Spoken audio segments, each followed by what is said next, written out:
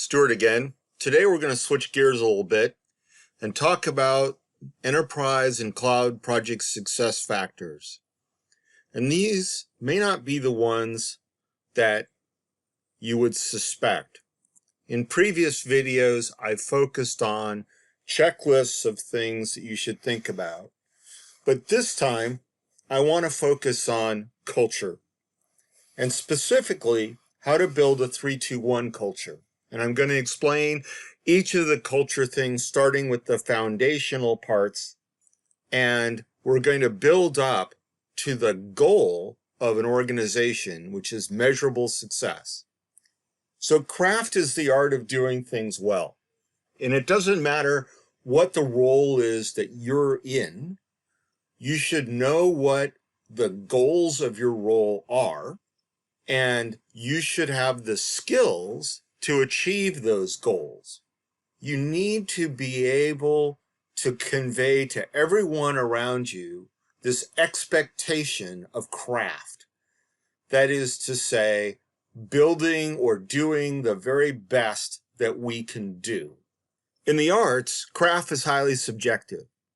In the enterprise, craft is absolutely measurable. So, for example, for developers delivering enterprise cloud solutions, here are 5 measurable things that we can do.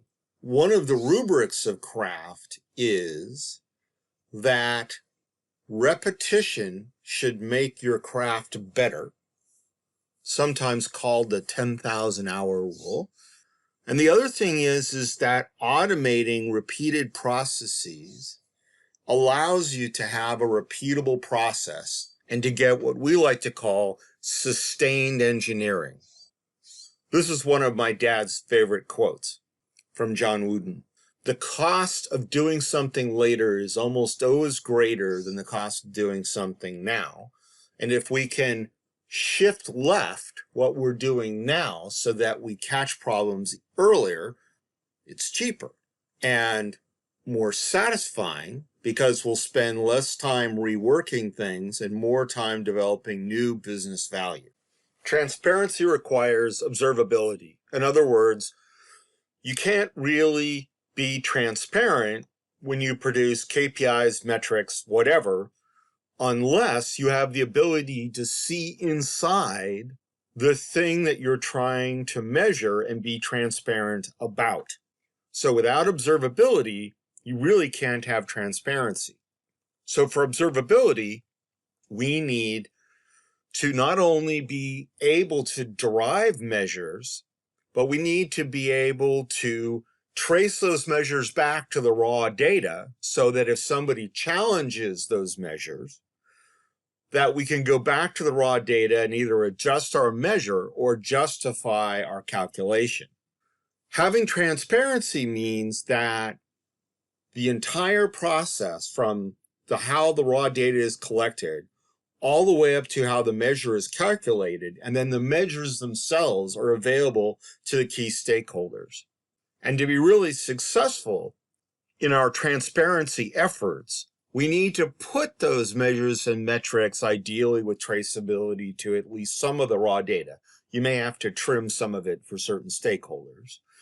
On a jumping off place, a pane of glass, a dashboard, somewhere where everybody knows where it is, so that there's no excuse for anyone in the organization to not be aware of the measures, metrics, KPIs, or however you fashion it, are produced. Peter Drucker's saying hasn't changed and becomes more right with every passing day. I see organizations all the time that are trying to manage without measure. And at that point, it becomes like art appreciation and not science. And there's nothing wrong with art appreciation, but we're not in the art appreciation business. We're in the business of doing business, and the business of doing business is a science. Accountability. Hard to imagine that in the modern age, with so many anti-examples available from the corporate world, from the world of government, from the outcomes that we see and don't like all around the world, that we would need to spend time discussing accountability. Accountability is not a new thought. It's always been a core value in businesses and organizations, including nonprofits, that are successful. And without accountability, without individual managers taking responsibility for outcomes, there is no chance of achieving a measurable success. And this idea is a lot older than you think. Moliere said it perfectly. Tempo. And the value of tempo is the value of consistency. So let's think about tempo for a minute and define it. Tempo is the ability to produce business value at the required quality bar consistently over time.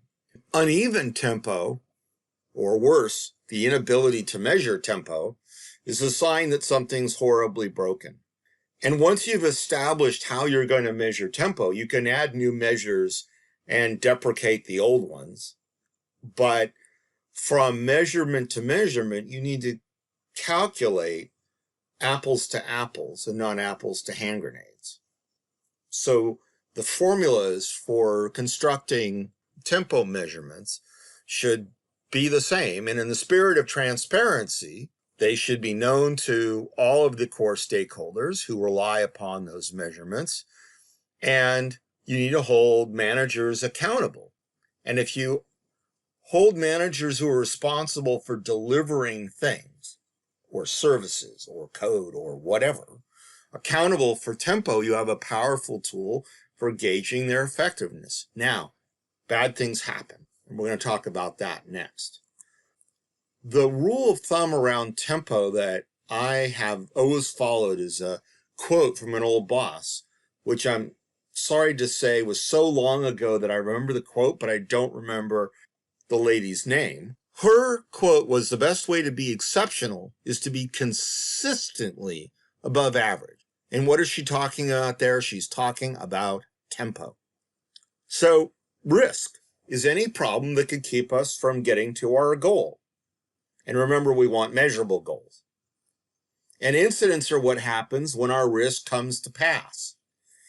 And the core job of anyone who's managing a project or an organization or any kind of deliverable stream is they need to keep track of risks. They need to score them. Not all risks are equal.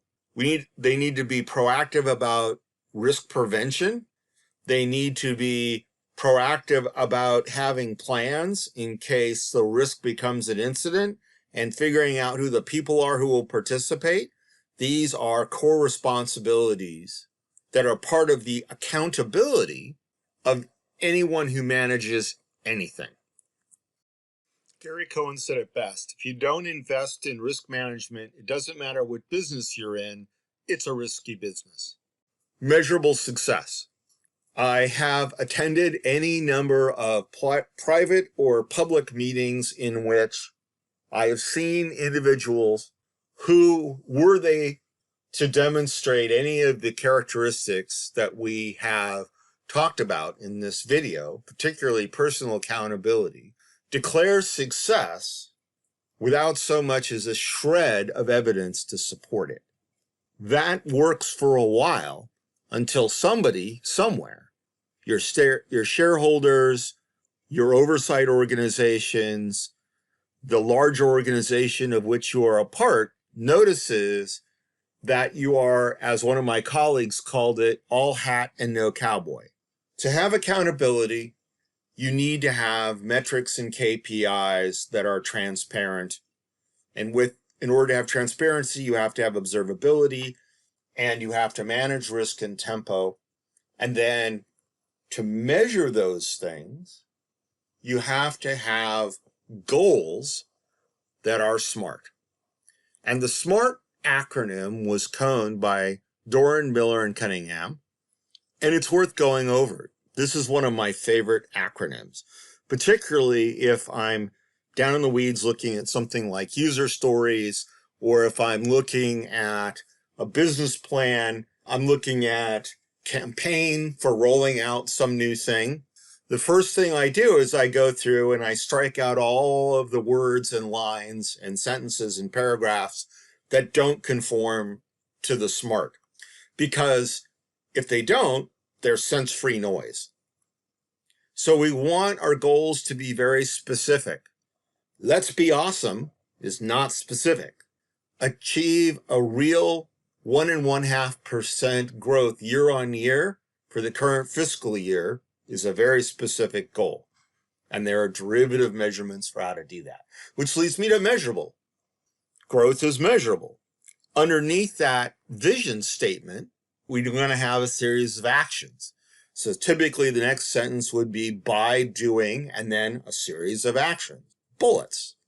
And for each bullet, we want to look at them and say, wow, is that relevant to the problem we're trying to solve? And if we go back to our original qualified statement, it is clearly time-bound. Time flows consistently. At the end of this fiscal year to the end of that fiscal year, we want 1.5% of real growth. That's a time-bound thing. That goal is therefore, in its aggregate, SMART. These are all key success factors to achieving measurable success in any enterprise endeavor, but particularly they are relevant to delivering software and systems into the cloud. My name is Stuart Williams. Thank you for your kind attention.